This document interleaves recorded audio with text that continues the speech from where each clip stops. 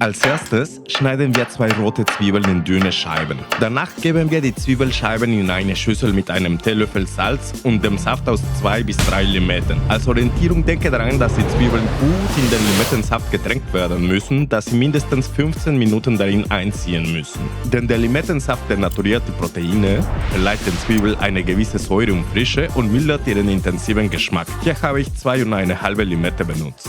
In der Zwischenzeit schäle ich schnell 3 bis 4 festkochende Kartoffeln und schneide sie in mundgerechte Stücke. Danach kannst du die Kartoffeln einfach kochen, bis sie gar sind.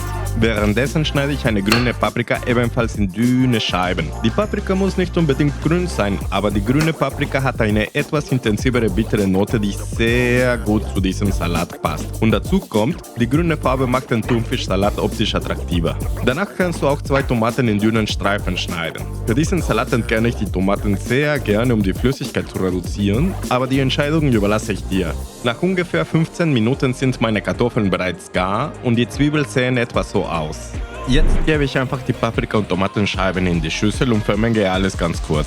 Nun kommt der Thunfisch endlich in den Salat. Du kannst gerne Thunfisch im eigenen Saft und das Öl deiner Wahl verwenden. Was ich aber sehr gerne mache, ist Thunfisch im Öl zu nehmen und kein weiteres Öl hinzuzufügen. Als nächstes gebe ich die Kartoffeln dazu, würze ich kräftig mit Pfeffer und schmecke nochmal mit Salz ab. Jetzt kannst du alles gut durchmischen und in einem Teller servieren. Einige streuen gerne noch Koriander drauf, aber meiner Meinung nach muss das nicht unbedingt sein. Wenn du das aber machen möchtest, würde ich eher den Koriander grob schneiden und nicht damit übertreiben.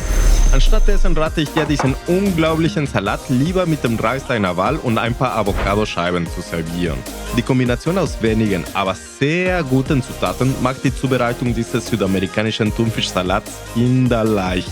Dafür ist der Geschmack aber genial. Und wenn du auf den Geschmack gekommen bist, dann wird dir garantiert der lateinamerikanischen Salat auf der linken Seite gefallen.